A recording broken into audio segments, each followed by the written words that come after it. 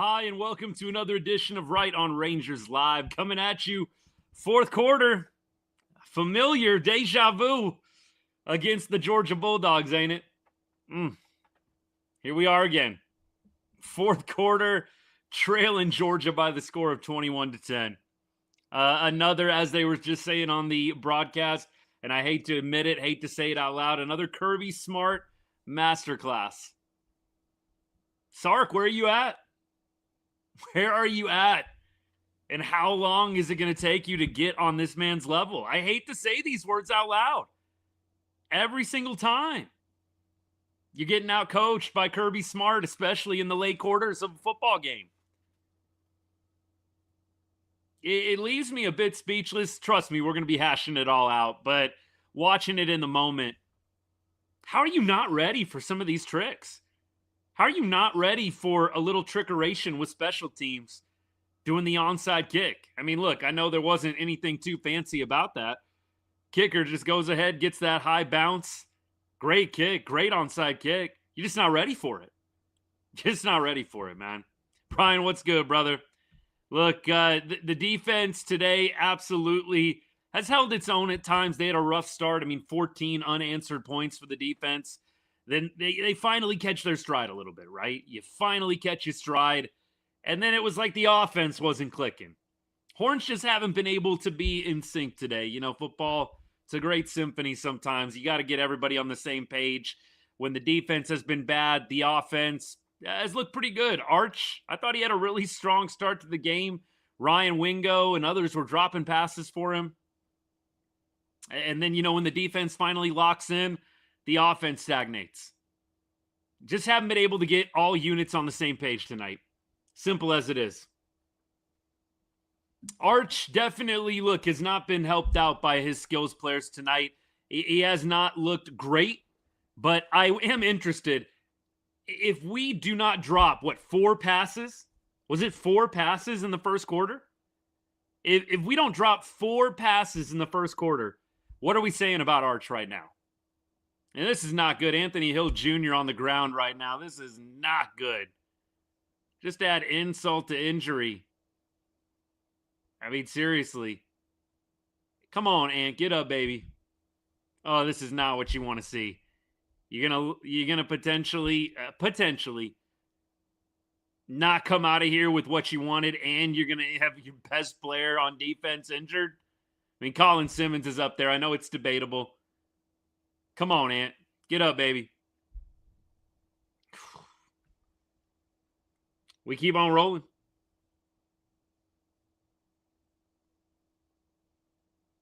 A&M came back. Excuses. A&M came back from 30-3. They could still come back. I mean, do we need to be real? A&M literally playing South Carolina. Come on now. South Carolina at home. Georgia on the road, a little different than South Carolina at home. I really don't understand, just as a little side note, I don't understand just the gassing up, the absolute gassing up of the A&M comeback win against South Carolina. Don't get it at all. Don't understand it at all. But when Texas does it on the road against Mississippi State, it's not that impressive. Makes no sense to me. Just, a gas up fest of the A&M comeback today. You're losing 30-3 at halftime at home to a 2-6 team. Come on now. Why are we gassing that up? And when Texas did it in Starkville, it wasn't that impressive, right? You were supposed to have done it. We were supposed to beat them. Doesn't make a lot of sense to me. Narratives, baby. Oh, y'all like this hat? The hat's 3 sizes too big? Cool. Why do y'all think I care about this stuff? Stop worrying about stuff that really ain't even a deal, man. Let me wear my hat how I want to wear it, baby. But y'all go on, man. Y'all go on. I don't know if you think you're cooking or what. Come on, baby. Blaze of glory, who cares? Leave me alone, man. Let me wear my hat how I want to wear it. Sark needs to go?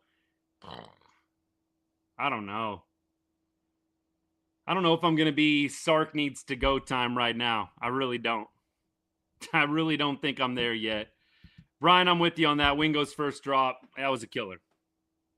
Texas Tech Red Raiders own y'all? No. I would love to see that game, though. I would love to see that game. How fun would that game be? Texas plays Tech, maybe first round of the playoffs, something like that. Look, I know that the noise this week was Texas maybe makes it into a playoff spot at 9-3. I still have my doubts, man. I have my doubts. 9-3, Texas making it. It doesn't feel right to me. Would I complain about it? Absolutely not. But 9-3, you guys heard that too, right? There was this big push in the media. I felt like multiple people. Joel Klatt was saying it. There were a couple other people saying it. I mean, look, I guess thanks for the help. I mean, I don't know. Another touchdown here. This is getting ugly. Just getting ugly right now.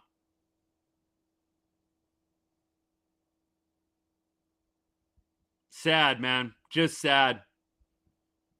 The biggest thing, going back to the Sark comment, the biggest thing that I come away with thinking about this game, you had 2 weeks to prepare for this matchup, man. You had 2 weeks.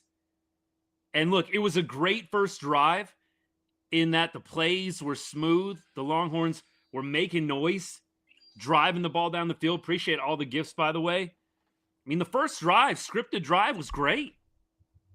The Longhorns just had the dropsies. But after that first drive, it just has not felt smooth at all. No unit has been on the same page at the same time.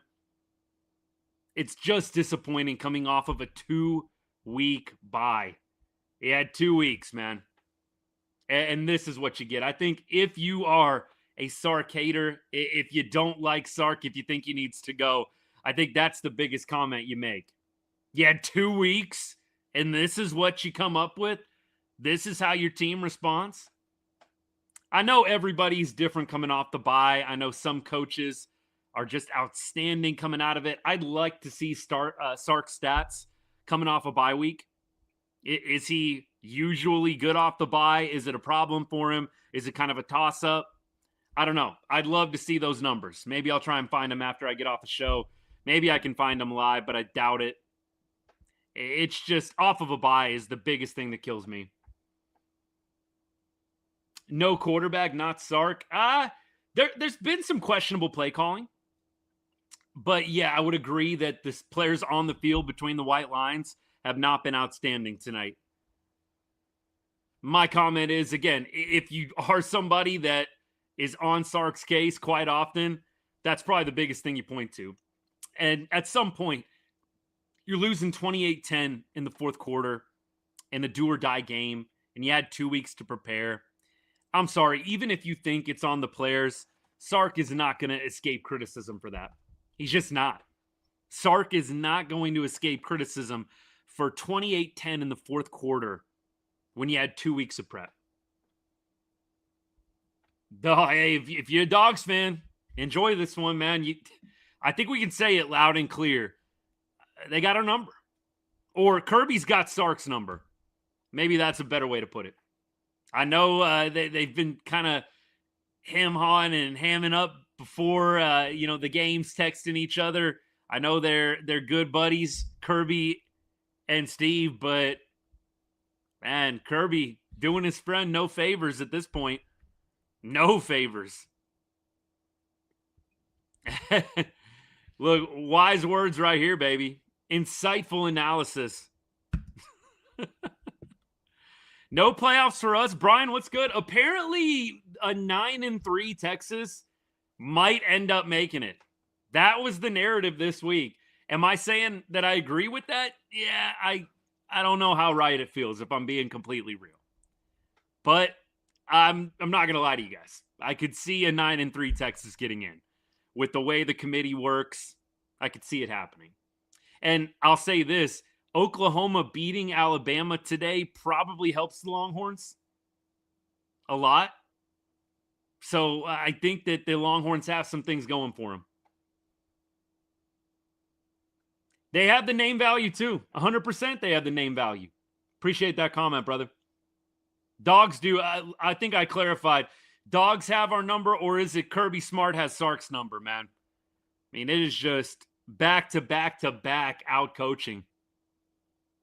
Look, it's hook 'em till we die, man. You're never gonna see me giving up on this team, but I don't think you can deny this matchup just ain't it when it comes to Kirby Smart and when it comes to Steve Sarkisian. Sark has no answers, man. All right, here we go. 9 minutes left, and we're going to get a trip up here, man. Nowhere to go. 10-yard line. Nothing going right for Texas. You're down 18. 3 scores. All but over. Hey, look, stranger things have happened. Stranger things, but it is not looking good, y'all. That onside kick, oh, that was brutal. And they were just deer in the headlights. They're showing that onside kick again. They were just deer in the headlights, man. It is so fun when you get an onside kick. Some of y'all know I do a little coaching at the middle school level. And it is just so fun when you get that onside kick. I saw Kirby and all the coaches going nuts. It's a blast. Not fun if you're a Texas fan. All right, here we go. Arch in the shotgun. Drops back. Does well in the pocket. He fumbles. Get on the ball. What are we doing? Any of y'all see that? Like, Arch gets nailed, fumbles, and it's like everybody's looking at the football on the ground. Go get it. Come on, baby. Arch, man. This O-line, man, I think that they had really made some strides, but tonight, the penalties, we've had so many holding penalties tonight. It's ugly. Look, Michael, appreciate you, man. I'm with you. Like, how are you not expecting Kirby to do something on special teams at some point? I mean, last year it was the punt in the SEC championship. It was the fake punt that got us. How are you not expecting him to pull something? And I'm sorry, like, that's just not being ready. That onside kick you're just not ready. I have no clue why you're not telling your guys, look, I know it sounds stupid, but be ready for an onside kick. Be ready for anything. They just got too cozy, man. They got too comfortable. Arch bombs it deep. He's got a man. And it's not going to work out. 4th and 14. This one's over. Over, baby. I don't even know if the onside kick killed any momentum. I just think the onside kick pretty much put the nail in the coffin. I mean, that's what it felt like to me. Griff, what's good, brother? Appreciate you. My issue was call the quarterback run a few series back on 3rd down. The 3rd and 14, is that what you're talking about, TLC? Yeah, look, the 3rd and 14, and you're calling the quarterback run, that made no sense to me. And I do think that's where you get Sark a little bit.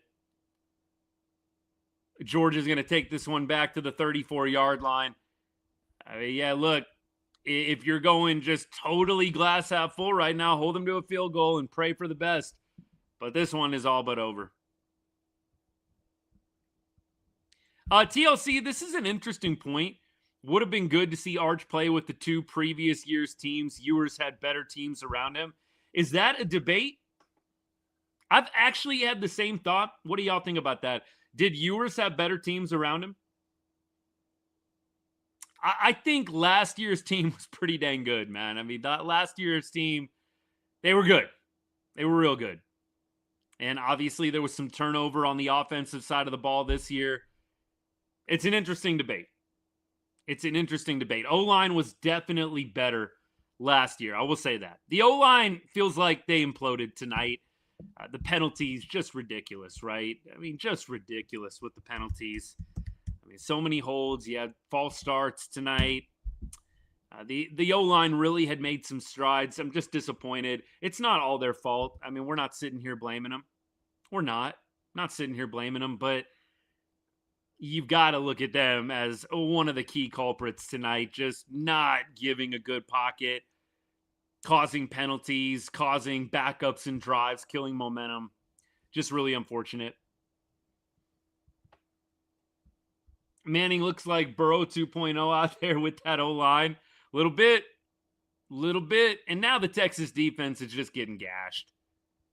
Just getting gashed, man. You know what I've been thinking about? We've got all this talk about scheduling in the non-conference games. In Texas obviously schedules Ohio State and they lose right away, game one of the season. And there has been a big narrative. I don't want to punish teams for taking those big out-of-conference games. You want teams to actually play in those games. If Texas does go 9-3 and they don't make it in, I do wonder if they're going to start shifting their philosophy a little bit. Schedule a Samford like A&M did.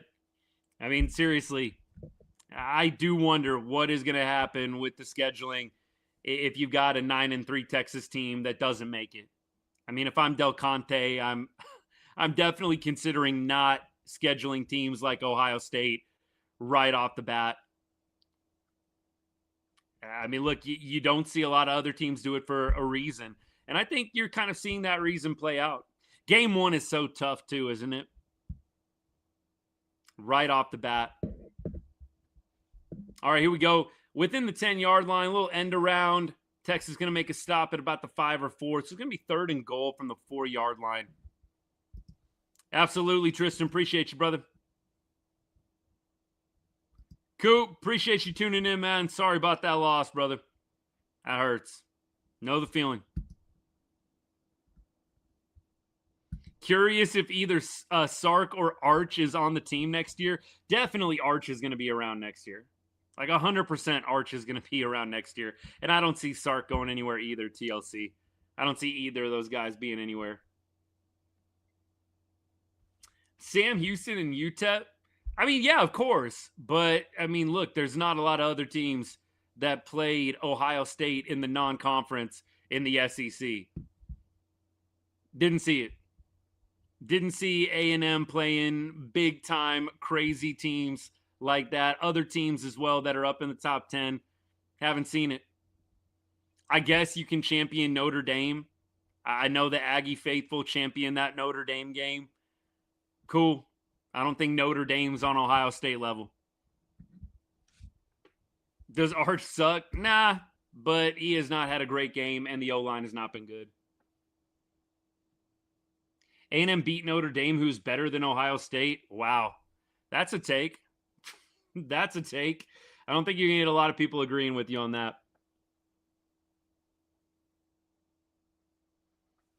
Arch was overhyped, no doubt. I don't think anybody is saying Arch was exactly his build. I don't think anybody is saying that. I think it's not really Arch's fault. The media, just extreme amount of hype with him in the offseason and the preseason to start the season. And look, the Ohio State game wasn't terrible, but he didn't look sharp. Game one. I don't think Arch was ever in a winning situation with all the hype that was created around him. Never. I think he's got to develop. This year, going through some growing pains. It wouldn't shock me if Arch has a really good sophomore season. I mean, look, I know we got a bunch of people trolling and hating, and I totally get that. Is what it is when you lose games like this. But I always think about Colt McCoy. And I know a lot of y'all lived through the Colt McCoy era. Look, freshman year and sophomore year for Colt McCoy were not awesome. Like Colt McCoy freshman year, he had some good moments. Colt McCoy sophomore year had some great moments. But it wasn't until junior year that you really saw something click with Colt McCoy. I mean, bro developed and took himself to another level in that sophomore season, off season, and going into his junior year. And so it's not surprising to me or out of left field to say Arch is probably going to be better next year. It hasn't been a great year this year, but I think he is going to be better next year. The more experience he gets, the better he's going to be. It might not be this year that it all clicks, but not going to surprise me if year 2 looks a lot better than what year 1 did for him. And look, I know he got a little bit of time here and there in some of the Ewers years, but nevertheless, I think next year is going to be much better. Colt McCoy was a very solid backup in the NFL. Shoot, he beat the Cowboys. That was sad, man.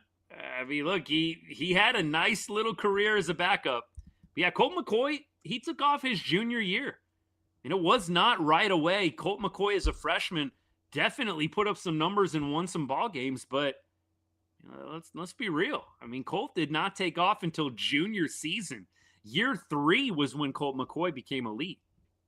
So it's not like, again, it's not a crazy take, a hot take, or an out of left field take to say that this is a tough year for Arch in year 1. Had to live up to all the hype, was never going to. And the natural progression was always going to be that he was going to get better and better with more experience. All right, here we go. Third goal, and this one's going to be a touchdown. Georgia just rubbing it in right now. Getting embarrassing. It's getting embarrassing right now, y'all. Look, rain or shine, I've told y'all, we're here. We are here, rain or shine, but this is embarrassing. Hate this. It was 14-10, man. And everything was in front of you. It was 14-10.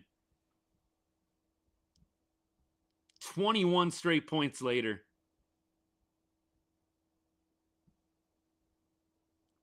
And, Georgia's been good this year. They really have been. They lost to Alabama. This Georgia team did not feel unbeatable this year. I mean, I'm not throwing any shade. I thought they played really, really well. I think they're an elite team, no doubt. They're number 5 in the nation for a reason, but didn't feel like going into this game that Georgia was an unbeatable foe. But losing 3 times in a row here, 4 times in a row, whatever it is, it's hard to deny, man. Kirby's just got our number. TLC 100%. 100%. Yeah, Arch is for sure going to be better next year. I don't think there's any denying that. Horns up, Arturo. Texas needs to go to the ACC. ACC is terrible, ain't it? Jeez. ACC is bad.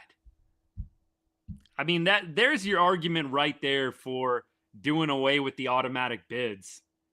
ACC, do we really want an ACC team in the mix? Hey. Texas is no longer welcome in the Big 12. I know y'all are done with Texas. I know y'all are ready to see Texas go down.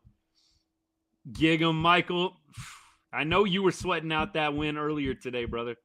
I know you were sweating that win out. 35-10, man. Don't be calling ACC terrible when Texas exists, please. Texas would dog walk any ACC team. I don't even think we need to debate that. Liam, Corey, enjoy it. Enjoy it. Look, no CFP. We'll see. What I heard, at least the narrative coming into this matchup was if Texas beats Georgia or A&M, they're in. I mean, assuming that they beat Arkansas next week. That was the narrative. A lot of people were saying, I mean, look, for what it's worth, Texas beats either Georgia or, not and, or A&M. You might see a 9-3 Texas in the mix. Y'all would lose to Georgia Tech. Doubtful. Very, very doubtful. Now we get something going. Let's see if we can make this score a little bit more respectable. Brian, that's what I'm saying. We were down 4 points like 5 minutes ago. Heck happened, man. Arch dropping back. Throws one over the middle. Endries with the catch. Flag on the field. Shocker. How many flags does Texas have tonight? Disgusting number. I don't even want to look.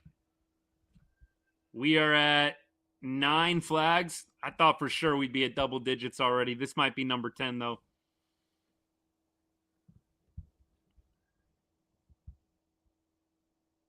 FPI's given us a 53% chance to beat A&M day after Thanksgiving.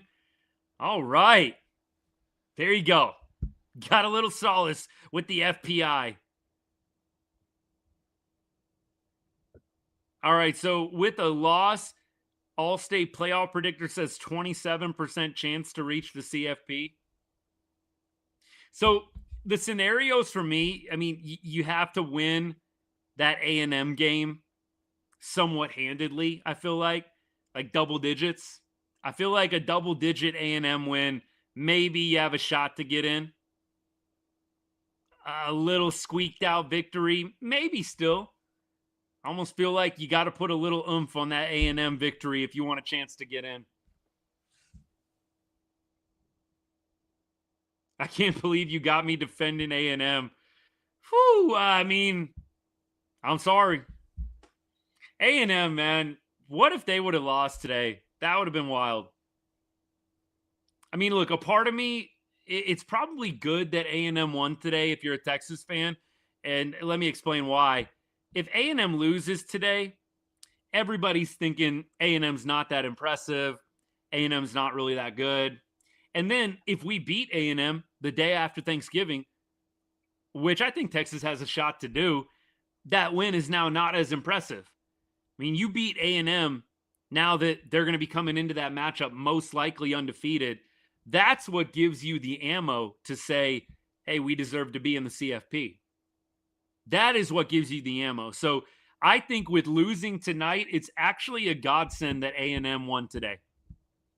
I mean, I know that there were a lot of Longhorns fans cheering for an A&M loss, and I found myself cheering for an A&M L2. But you absolutely, I think, need to be thankful that A&M pulled out that win, because them being undefeated going into the Lone Star Showdown is about the only thing giving Texas a lifeline in the CFP. Aiden, appreciate you hanging out, man.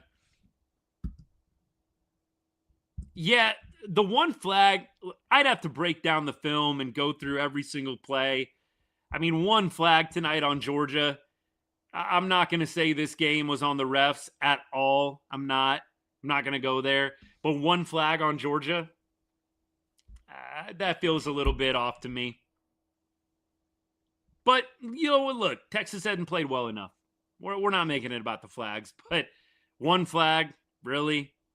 I can tell you right now, if you've been around the game, if you played the game, if you coached the game, you know that's not accurate. One flag.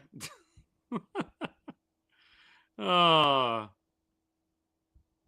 McJ, you might be right, man. You might be right on that. Kirby never would have called the onside kick. He would have never onside kicked if they called that spike. Yeah, you might be onto something, brother. It's good to see you. Wish it was under better circumstances, my guy. You can throw a flag on every play. I mean, look, that's why we want to be clear. It's not about the refs tonight. But one flag for Georgia? Come on. We're already saying Arkansas is going to beat Texas. One of my best friends lives in Arkansas fan. I was joking with him today, man. Arkansas is such a weird team. I mean, we know they took it to A&M, almost knocked off A&M late. I'll get this A&M. Speaking of, get this A&M crap off my screen. Beating a 2-6 team, losing 30-3 at halftime. More gassing up the A&M win. Give me a freaking break. Come on now. I'm sorry. Texas does it in Starkville, and it's not impressive. A&M does it at home against a 2-6 team, down 30-3 at halftime, and it's the best comeback victory ever. Give me a freaking break. Come on now. Win's a win 100%, but again, the narrative is weird to me. When Texas barely beat Mississippi State, it wasn't that great. A&M is losing 30-3 at halftime at home against a 2-6 team, and we're supposed to think it's the most amazing thing ever? Come on now.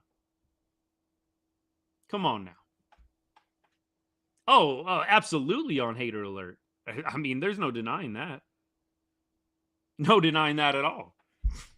And I would expect the same from all y'all. You're going to root for A&M? McJ, don't do this. You know what? I've got people, friends, family that are the same way. Like, they're going to root for the Texas team. I'm like, dude, are you a real fan? McJ, you're going to root for A&M if they're the only Texas team in? No way. I couldn't do it. McJ, don't do it. Don't do it. Brian, this is one of the gold comments of the night. A win is a win only when it's convenient. 100%. Again, when Texas survives and makes an epic comeback in Starkville, it's very unimpressive to everybody. And the narrative is Texas not that good. A&M down 30-3 against South Carolina, and we're supposed to believe that it's the most impressive thing that's ever been accomplished this season by any football team ever. The media narratives are just wild to me sometimes. Come on now. What would I say if Texas beat us by 14? I'd find it hard to believe. I would be a little bit shocked if A&M wins by 2 scores. If that happens, that is embarrassing. Maybe we will be seeing Sark or Arch not with the team next year if something like that happens. If they get embarrassed at home by A&M, I still say both of them are coming back, but you're going to have a lot of angry people. A lot of angry people. Caden, my bad. Sarkville, that's right. TLC, thank you. TLC, thank you. I could never root for the Astros. I would never root for the Astros because they're the only Texas team in. I could never do it. Now, look, Texas Tech, I could find it in my heart to maybe will on Texas Tech, depending on the opponent. I cannot do A&M at all. It's not even a question. By the way, 3rd and 6. And Arch is going to fire in the end zone, incomplete. 4th and 6 coming up. Targeting Wingo a lot tonight. All right, 4th and 6, down 25. That doesn't matter, but it sure would be nice to get a little garbage touchdown here. Come on now. Make it a little more respectable. Hey, Carson, what's good, man? Thanks for hanging out. Appreciate all y'all. Wingo is entering the portal.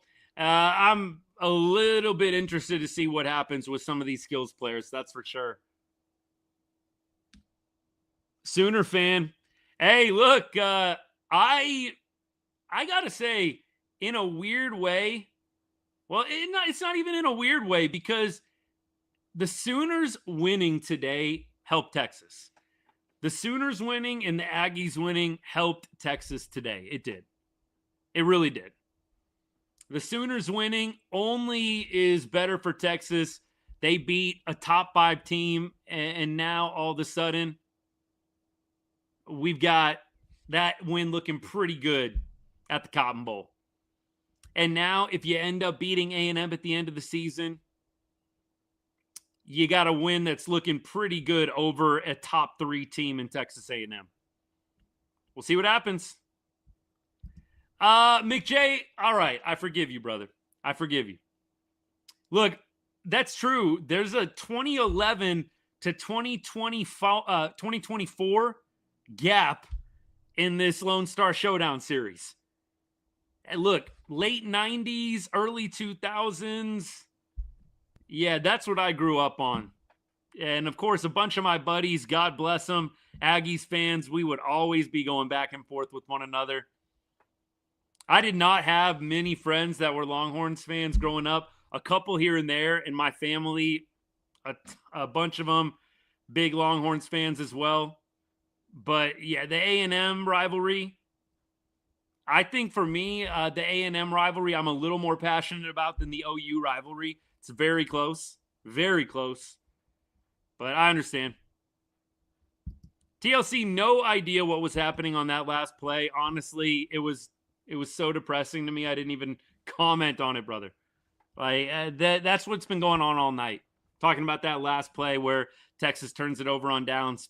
Pretty nice ball to the back pylon. And you've got receivers, skills players once again out of sync. Is what it is. Tanner, Texas fight, baby. Lots of refs missed calls on Georgia today. Well, look, one penalty. We all know that's not legit. One penalty on Georgia today, but it's not the reason why Texas loses this ball game. It's not. Texas melted, man. You're down 14-10, and you totally crap the bed. You totally crap the bed. There's no other way around it. Texas on third down, 2 for 12 tonight. That's one of the big stories. Possession, 33 minutes to 24. Georgia, almost 10 minutes more of possession. That ain't it. You look at the box score. Arch, 27 for 43, 250, touchdown, and an interception. On that interception, the ball was not thrown well. That was another play that probably should have been a penalty on Georgia, would have negated the interception. You know what bugs me as I think about this one, and I'm looking at the box score right now? I mean, Wisner did not run the ball poorly tonight. Wisner did not run the ball poorly. I'm looking at Wisner's numbers right now. Bro went 8 for 33, averaged 4 yards a carry, had a long of 16. Why did they go away from the run? It was 14 to 10. And I know at one point it's 21 to 10. It's 21 to 10 with a full quarter left to play. I don't understand the abandonment of the run. Wisner was actually, I think, doing pretty well against this Georgia defense. It wasn't domination, but they were getting 4 or 5 yards at a time on the ground. Good luck in the Armed Forces Bowl. Yeah, I don't think so. Pop-Tart Bowl? Should we switch to baseball talk? We'll throw it in there every once in a while. We're going to do a little preview on the game for next week as well. And we'll continue to take comments and questions all on the way. McJay, you think Luis Ariz is coming to the Rangers? I don't know how I feel about Luis Ariz. I really don't. Dude, I like he puts the ball in play, but I don't know. We'll see what happens. Very curious offseason ahead for the Texas Rangers. On the flip side for Georgia, 34 carries for 132, now 133 yards. That's the commitment to the run that I think Sark should have probably gone with today. I mean, the Longhorns ran the ball 16 times and I know that some of that is Arch Manning, negative yardage. I do not understand why they went away from the run today. Frazier, 16 for 72. Gunnar Stockton, 6 for 29. A lot of different receivers catching it for Georgia today. Just a disappointing day, all in all. Hey, user 187, I appreciate that. I'm going to take that as a compliment, brother. Enjoy the win. Enjoy the win. Dogs fans, don't you dare make alliances with the Aggies. Come on now. Y'all are better than that. Come on now. No. No. All right, glad the defense is playing tough now. They shutting down the run now. 1 minute and counting. No timeout from Sark. Georgia going to punt this one away. Or who knows, maybe they'll kneel it. 53. They'll probably punt it away here. Little bit of a difference between the play and the game clock. Yeah, look, Texas coming into this game, a lot of people were backing them. I think the story that I read pregame, Texas this week, beginning of the week, 7-point dogs. I think it was on Sunday or on Monday. And by the time we kicked off, it was down to about 4. The line was down to about 4. So you had a lot of people backing Texas. And it ended up being a 25-point blowout. Not even close. College football playoff rankings being shown right now. Texas Tech going to be a top 5 team. That's wild. That is wild. Texas, I think probably, they probably dropped down to maybe 14 or 15. I don't see them dropping out of the top 15, losing to Georgia. I think the loss of 25 points doesn't look great, but I still find it hard to believe they drop further than 15th. We'll see what it is on Tuesday. Is Arch still out there, or do they got Caldwell in the game? Arch is still out there, man. Don't know if I get that. I mean, and don't know if I get running a play there. Come on, just get the ball to the end of the game without getting anybody hurt. Shoot.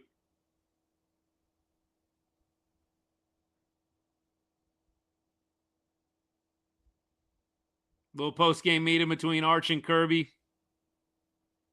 A lot of respect between the two. Kirby talking before the game, saying that they're pretty good friends. Kirby beat up on his buddy today, that's for sure. 9-0 at home versus top 10 opponents under Kirby Smart. It's impressive. Look, I said it coming into this week. Got a lot of respect for Georgia. What Kirby Smart has done with them is so impressive. He's one of, if not the best coach in college football right now. I don't know who you would say is a better head coach at this point than Kirby Smart. I really don't know who you're going to throw out there. Kirby Smart, I think, is the best coach in college football. I mean, I know he obviously has been up and down at times with winning the championship, not winning it, but the man's won multiple championships. Team's always relevant. I think he's the best coach in college football. Wish I could say that about Sark. I really do. Could Texas beat Texas Tech? It'd be a good game. It would be a good game.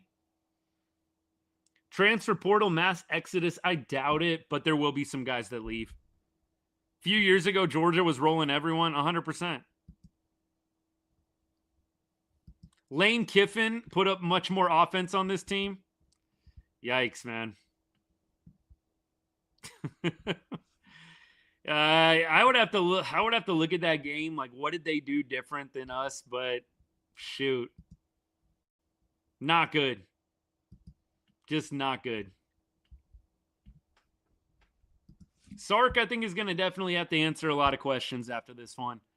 Man, I know the Austin media asks him some tough ones from time to time, but I feel like this is definitely a game to ask the tough questions.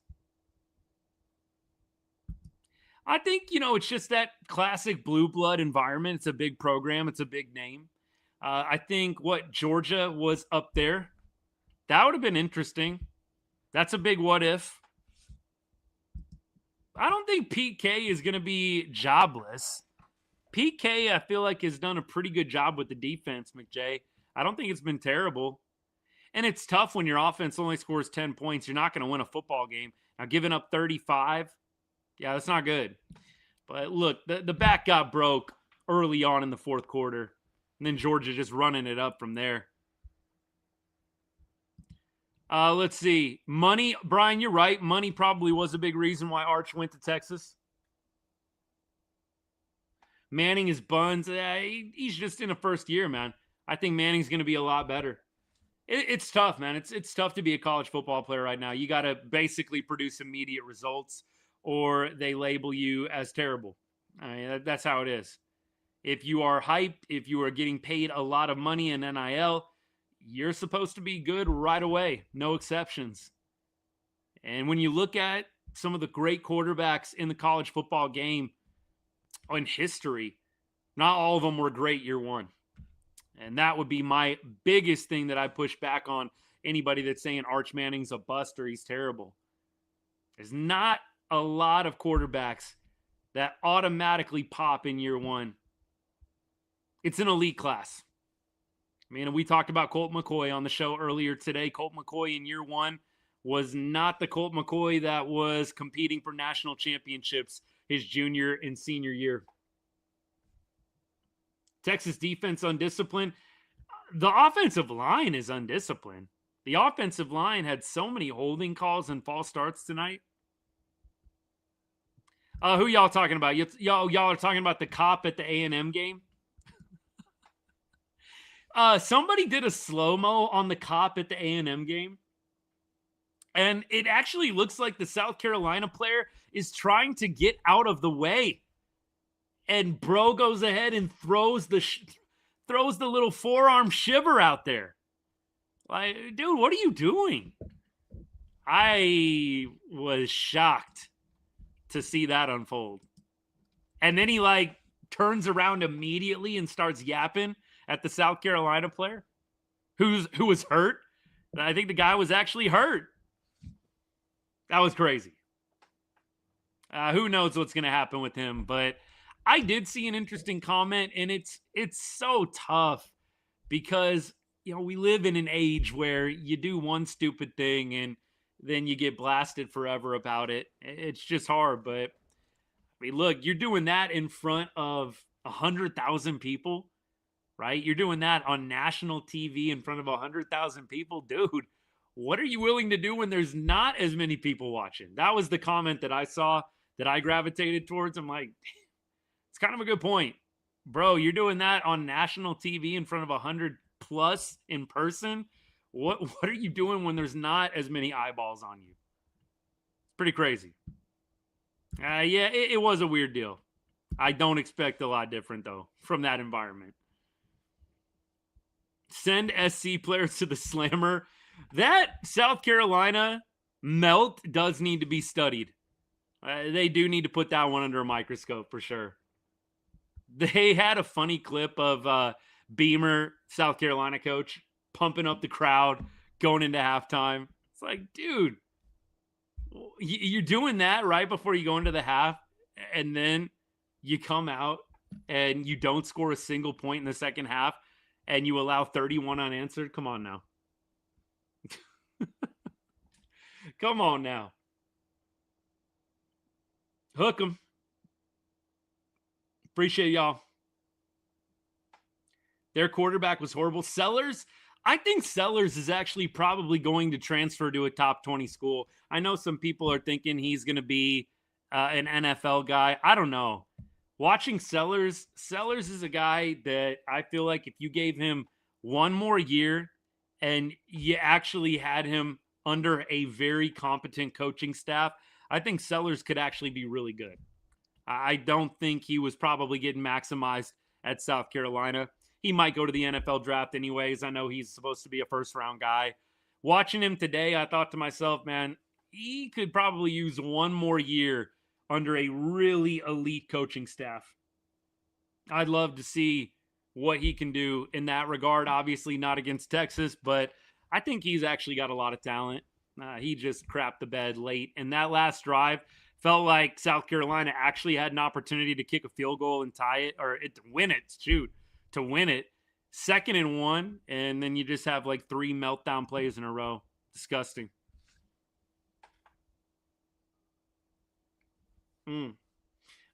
Kyle, what's the, just out of curiosity, because I don't profess to know what Georgia does with their money. Doesn't Georgia spend a lot of money in NIL too? I don't know. It feels like a weird point to me if you're a Georgia fan and you're trashing Texas for all the money it spends. I mean, genuine question. Are we assuming Georgia doesn't spend a lot of money in NIL? That seems a little bit odd to me. Don't know. So you guys let me know. I find it a little hard to believe Georgia isn't spending quite a bit of money in NIL.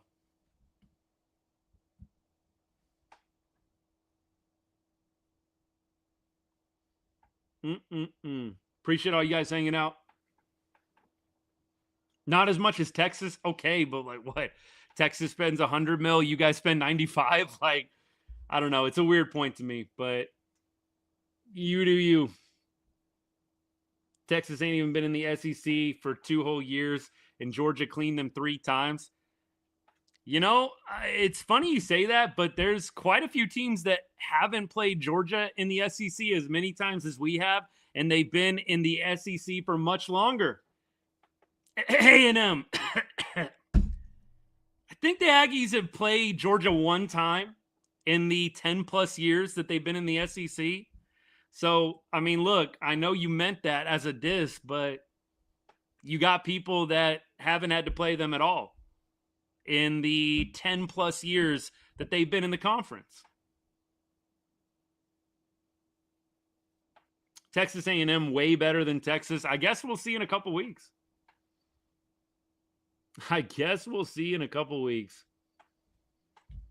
Who got the tougher schedule? I would say Texas has a tougher schedule than A&M. I don't really even care what the numbers say. A&M has played, I mean, you look at the standings right now, A&M has played pretty much all the bottom feeders of the SEC. I don't even understand what we're talking about. But I know that A&M fans do like to throw out the preseason rankings as like the shining star reason why the schedule is so tough. All right. Dogs over A&M, 100%. 100% dogs over A&M, Will. I would cheer for Georgia a million times before I ever cheer for A&M.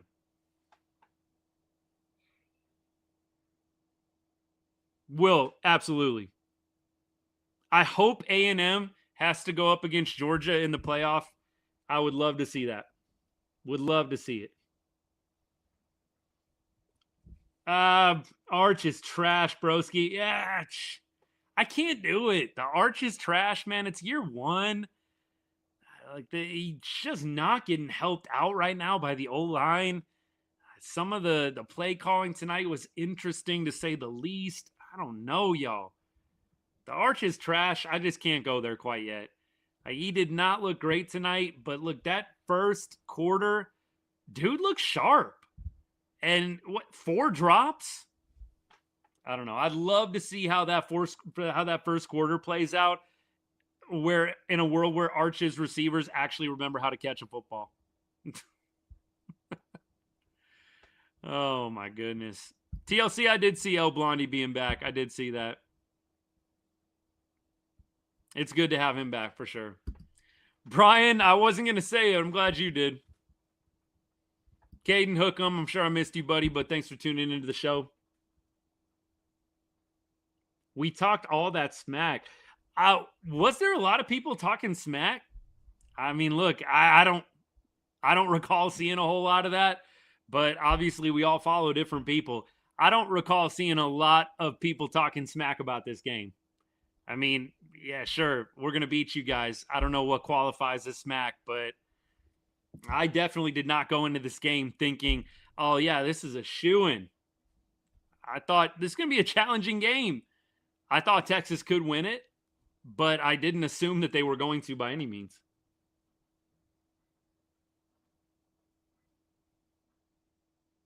Texas is going for that Pop-Tarts Bowl championship. They might still make the playoff. That is what's going to piss a bunch of y'all off, is that they might still just make the playoff. If they beat Arkansas and then they beat A&M, they might still be in.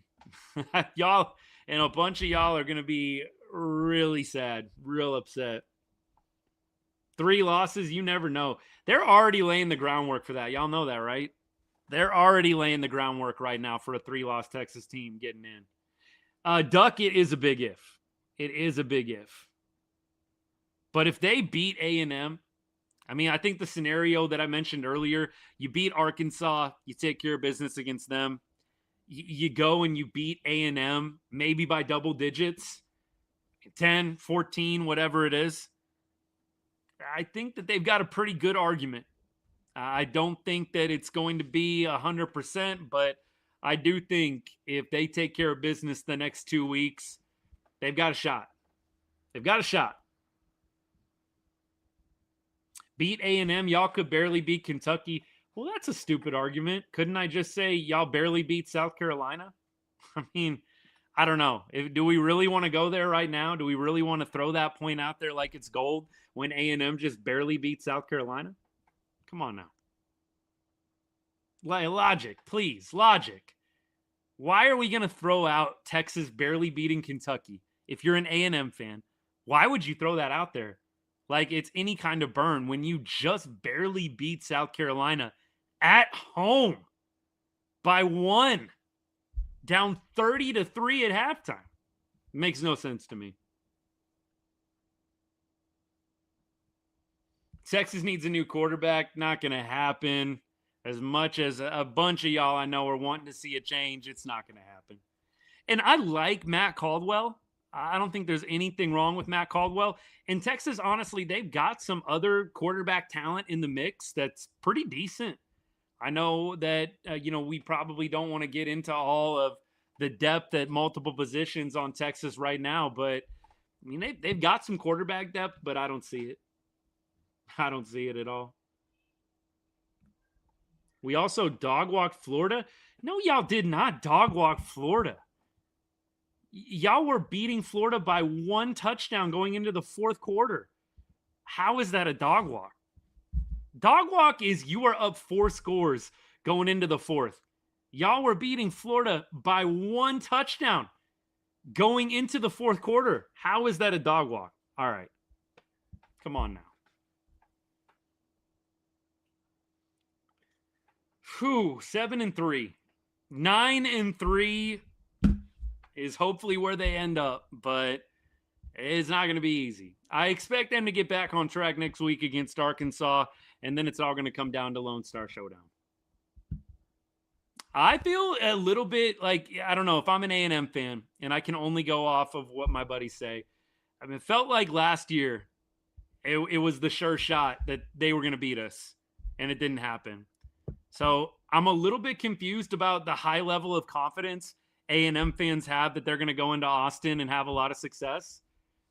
But you know what? We all got to shoot big. We all got to dream big. But it's a little surprising to me considering that A&M last year, with an opportunity to go to the SEC championship, playing a home game at night, couldn't beat Texas. But now this year they're going to walk into DKR and dog walk us. Okay. All right. I guess. I thought Archer would have been better considering the redshirt time. I thought he would command the game a bit more. I do think he will come back next year, and I think he will be better next year for sure. Texas did struggle. 9-3 is the hope, Kingston. Surely is the hope. Don't know if it's going to happen. Wingo's the problem. He did have a nice catch towards the end, man. That was a great high point catch he had, but I do wonder if Wingo gets going earlier, no drops, Texas gets out to a 7-0 lead. Maybe they put some points on the board in their second possession as well. Who knows?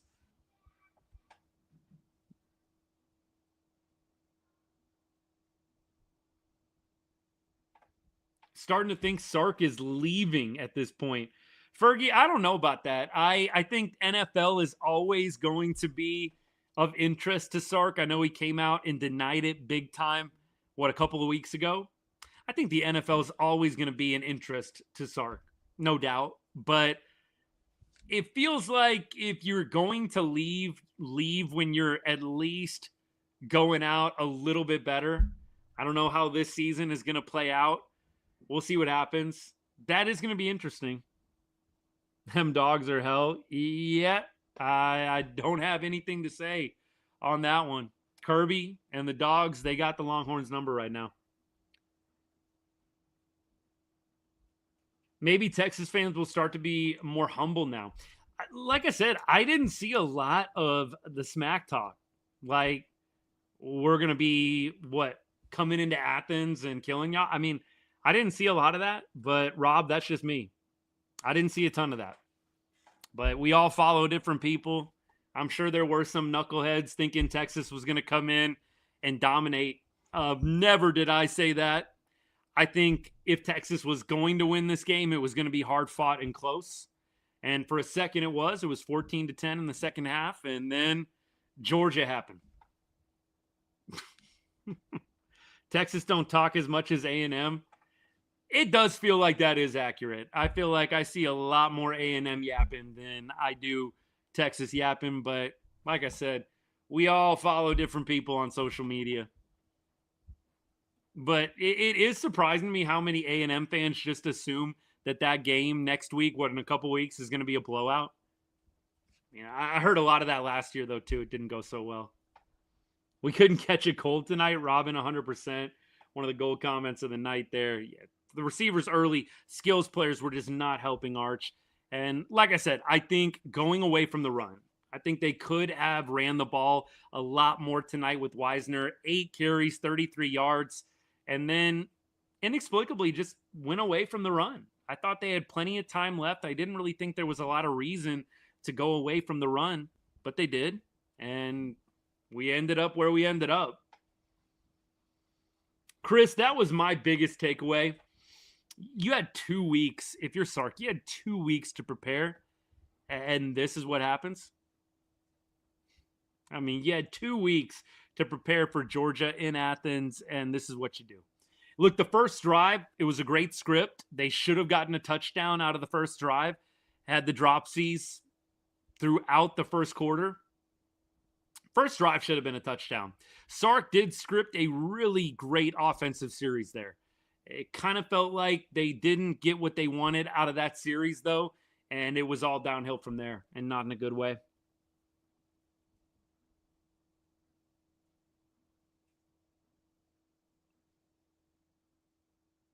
The onside kick, I got to agree with this. Steven, what's good, man? Appreciate the comment. The defense absolutely was on for you guys tonight. And I do agree the onside kick was the turning point. It wasn't looking good after that touchdown anyways. I mean, let's be real. But they go up with 21-10, and then they get the onside kick. Yeah, that was the turning point. I felt like at that moment the game was over. The onside kick, DX 100% took the life out of us. Georgia doesn't do great after a bye. Yeah, I don't know all the stats. Like I said, I'm interested. What is Sark's numbers after a bye? Maybe I can look it up really quick and figure it out. Steve Sarkisian record after a bye. Let's see. See if AI comes in clutch here. 13-4 career record after a bye, apparently. He lost against Florida coming out of the bye. Oh, man, did we even talk about that angle? Wow. So he lost coming out of the bye to Florida, and he lost coming out of the bye to Georgia. That hurts, man. I did not even realize that for this season. That hurts. So the 2 games that you have coming out of the bye, this is how you look. That's ugly. And Sark actually, I mean, look, 13-4, not like terrible. Jeez. Marshall, what's good, man? Sorry, man. I'm just checking my Instagram right now. Appreciate you, brother. Arch is not the issue. I tend to agree. I think that there's a number of different things going on around Arch that are not ideal. We talked about who had the better team. Did Quinn Ewers last year have the better team or Arch this year? I think Quinn had the better team last year. It would be interesting. Arch, how does he do with last year's team? We'll never know. But those are the kinds of interesting conversations we like to have on the show.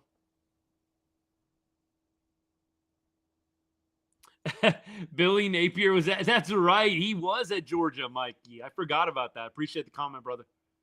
Sark needs an O coordinator, and our D coordinator needs to get in the box. That struck me watching tonight. You know, we've got a number of different ways to do it, but having your D coordinator up in the box, I mean, look, it makes sense. I can understand why some guys like to be down on the field. I do get it, but when you are up in the box, you can see a lot more. I really do feel like you can. You have a little bit of an advantage. You can kind of take yourself out of the moment. It's an interesting point. Mark, I'm with you. I'm with you. Do I think UGA are serious title contenders now? I don't know if anybody ever thought they weren't. Were people thinking that they weren't serious title contenders? Y'all tell me. Y'all Georgia fans tell me. People were thinking Georgia wasn't a serious title contender. I don't know. It doesn't feel like there's anybody this year that is just incredibly dominant. Even Ohio State. I don't look at Ohio State and think unbeatable. Texas, they almost won against Ohio State in the shoe. Arch Manning had the ball in the fourth quarter with a chance to tie the game late. It was 14-7. I mean, look, I don't know who was saying Georgia's not a serious title contender. I think that it's pretty wide open right now. Georgia, to me, looks like one of the more dominant teams. I know Oklahoma stock is surging right now. I know everybody is all over A&M and the epic comeback over lowly South Carolina. Feels pretty wide open. I don't know who was doubting Georgia, but it seems kind of weird. Look at my Aggies and see unbeaten. Horns can't say the same. Well, we'll see what happens in a couple weeks, won't we? We will see what happens in a couple weeks. It was Ohio State's quarterback's first college game ever. DK, couldn't we just flip that the other way, though, bro? Why would we use Ohio State's quarterback first game as an excuse for why Ohio State didn't play better when the guy across from the Ohio State quarterback was starting his first game on the road? I mean, I know that Arch started some games like last year against Cupcakes, but I mean, dude's, I think, starting his first road game in the shoe. Why would we be giving an excuse to the Ohio State quarterback? That doesn't seem logical, but that's just me. Appreciate the follows.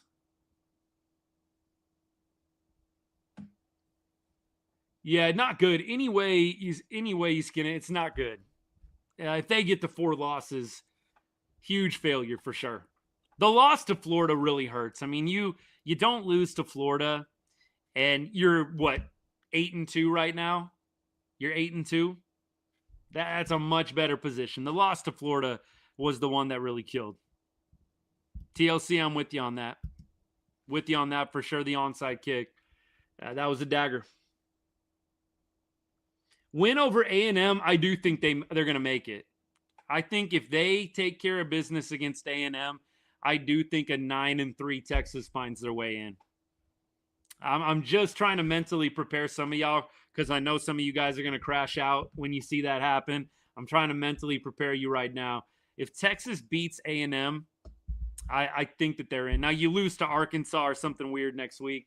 Yeah, no chance. But if you can take care of business against Arkansas, and if you can beat A&M, and preferably if you can beat them by 10 or more, I think you've got a legitimate shot. I know that's not what people want to hear, but there's already a narrative being laid down by media for a 9-3 Texas getting in. It's already happened. 3-loss team won't get in. You say that, like I said, the narrative's already being laid for Texas to get in at 9-3 right now. You saw it happen this entire week. So I'm not going to be surprised. Like, if they don't make it, would I be shocked? No. But I think that you've already got people lobbying for Texas, their strength of schedule, who they played, and if they beat A&M, who's probably going to be, what, number 3, number 2 at the time, as long as they take care of business against Samford, that is, I'm sure that that'll be a joy of a game to watch. I think that they have a legitimate chance to get in. I really do. Rick, I disagree. I don't think it's a definite. I could see it going either way. Appreciate the comment, brother. You lost 35-10. That alone should keep you out. I don't think it will. I don't think it will at all. I think if they beat A&M, it's going to be a very good chance. Ashley, I appreciate that. I rooted for you guys today, and I'm glad y'all won because the Sooners winning does make Texas look better. It does make Texas look better. Appreciate the comment, Ashley. Thank you. Todd, look, I know that some of y'all are rookies to this A&M Texas rivalry. This is not a rivalry that always makes sense. I'll just say that. Y'all think A&M is just going to dominate Texas in Austin. You think it's that easy. Most of the time, it's not. That's, in fact, what everybody said was going to happen last year. You remember, Kyle Field, Quinn Ewers. A lot of people didn't think Quinn Ewers was that good. And Texas went in and took care of business. A&M was little brother once again. So anybody thinking that it's going to be easy for A&M to come into Austin with Texas season on the line, because it will be. There will be more national narratives about Texas getting in at 9-3. You watch. Mark my words. That's what you're going to see a lot this week.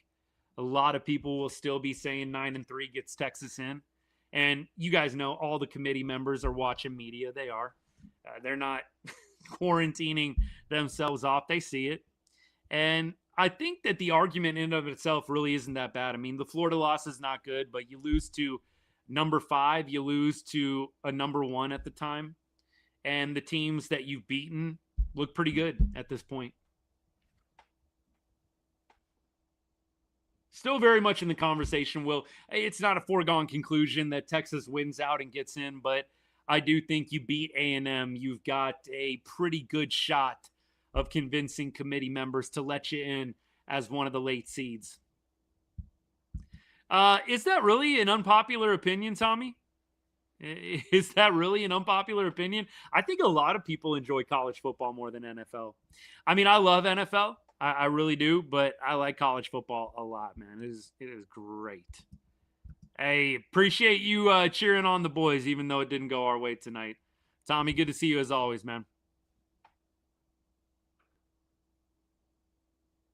Ashley, I've heard that, we're just never going to know, right? Because Mateer after the game said, he was all good. It's no excuse. I mean, I'm very curious. I would love if we could always play out the what if scenarios. I don't think that that's going to get held against Texas. I don't think that the Mateer loss is going to get held against Texas in any way. I do think it might help OU, actually. And what I mean by that is I do think that OU has the argument, well, Mateer wasn't at full strength. We lost to Texas. And we've beaten teams when Mateer is at full strength. Alabama today. So in a weird way, I think it is going to be something that OU can probably point to, a narrative that OU can strike up, but I don't think it's going to negatively affect Texas. I think that most people are still going to look at a game like that, neutral field, top teams playing each other. Yes, Mateer is important. Yes, he probably wasn't at full strength, but he did still play. Texas did win.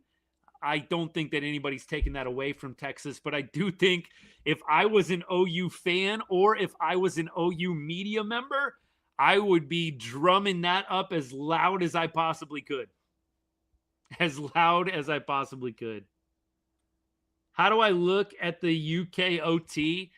I don't think that either one of those games looks great for Texas. The Kentucky game does not look good. Kentucky beating Florida handedly, last week? That was painful. I do kind of think it's interesting, Tom, and I've talked about this already on the show. A&M comes back against a 2-6 team at home after being down 30-3, and it's like the best thing ever. Greatest accomplishment of the season. And Texas did that same thing against Mississippi State, and everybody was basically saying not that impressive. We know how this goes in college football, right? We all know how this goes. It's always about narratives. It's always about a little bias here and there. It really is.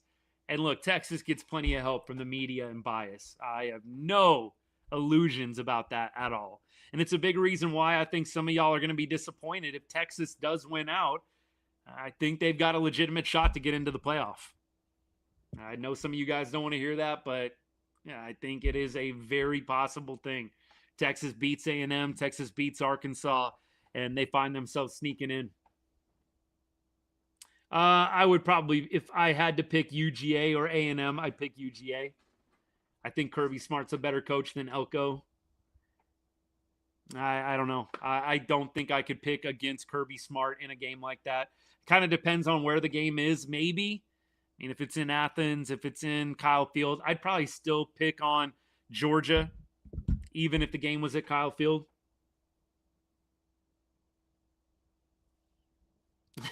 Cam, what's good, brother?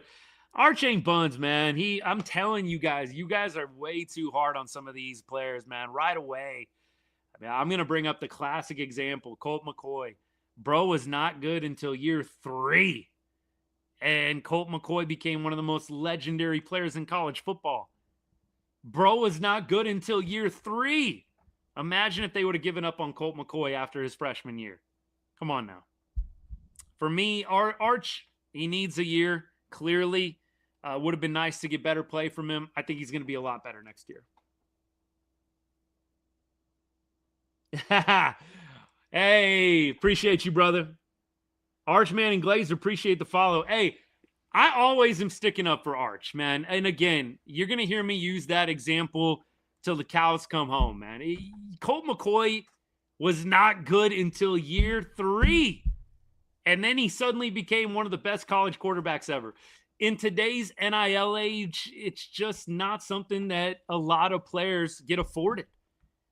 2 years? Colt McCoy got 2 years of being pretty good. And then year 3, he just popped, man. Give Arch another year in off season. I think he could be really, really good. I think this is a lot of pressure. This is a pretty new team, a pretty green team. They had to turn over quite a few positions this year. I'm just not going with Arch's trash, Arch's buns, man. I can't do it. It's very short-sighted. In my opinion, college athletes shouldn't be getting paid. That's a tough one. I think that they need to do a better job regulating it, Tommy. But I don't know if I would agree not getting paid at all, but I think regulation is an issue. McCoy had a real coach. I think that you can definitely lay some blame at the feet of the coaching staff a little bit with Arch. It is wild to me. You had 2 years of Arch sitting. You had an entire offseason knowing that Arch was the guy, and he's still looking a little rough out there. It's hard to simulate game situations completely, but I think you have a point there.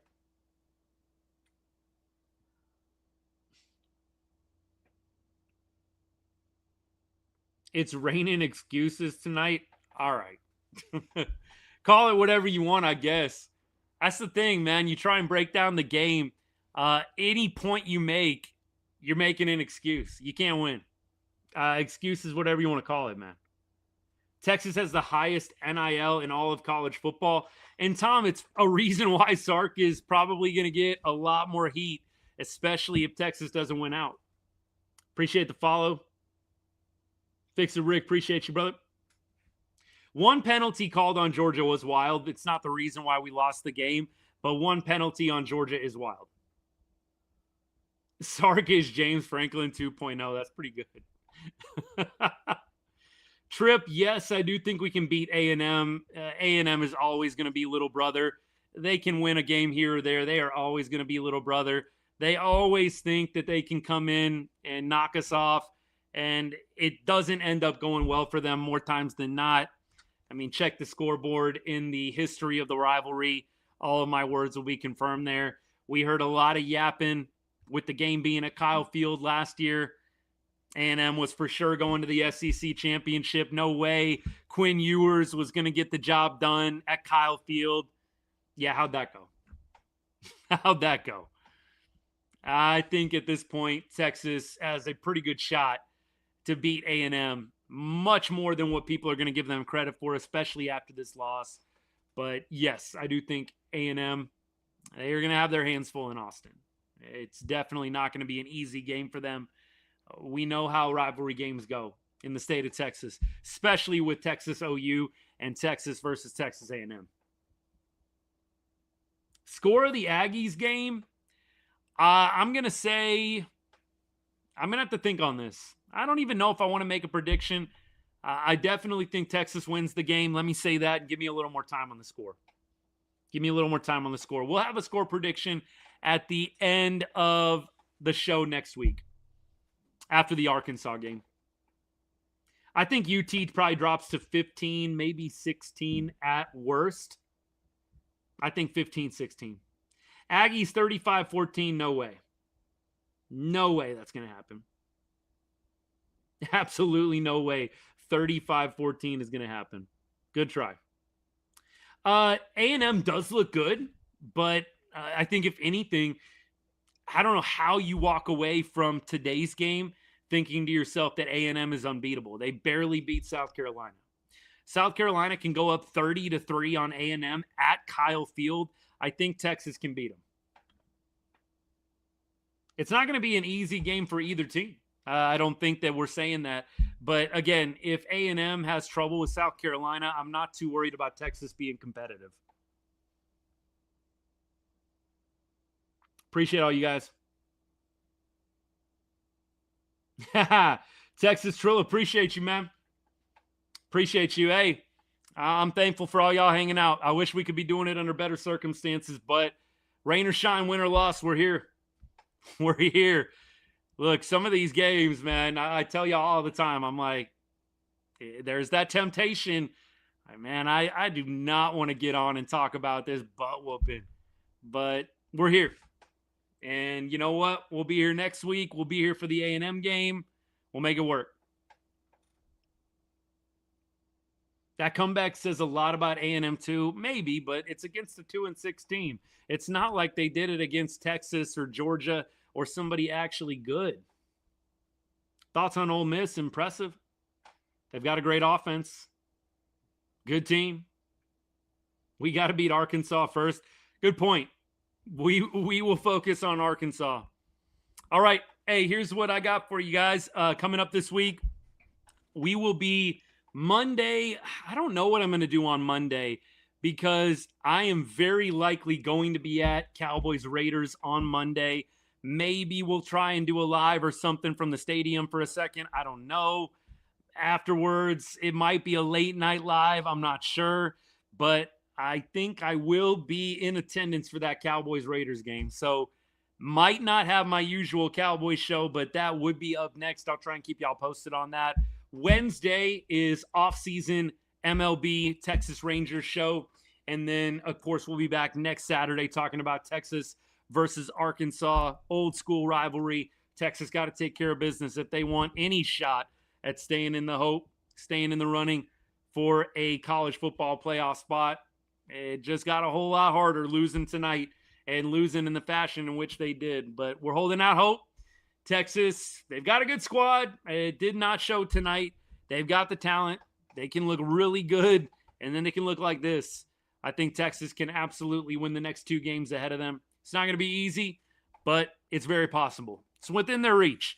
And I think at the end of the day, you've got some things going for Texas in their resume, their argument for why they should be a CFP team. I know a lot of haters, a lot of trolls ain't going to like it, but I think Texas stands a pretty good shot if they can beat Arkansas and they can beat A&M to finish the season. We'll see what happens. All right. Thanks, y'all. Appreciate you guys. I'm going to get off for the night, but we'll have a video out for you guys probably within the next couple of days. Appreciate everybody that followed tonight. Thank you for everyone that commented. And we will be back probably Monday, Cowboys talk, and then Wednesday for Rangers, and then next week for the Arkansas game. That's the plan. Appreciate it. All right, you guys have a great rest of your Saturday night. Have a good Sunday as well. And as I always say to end every show, God bless and hook 'em horns.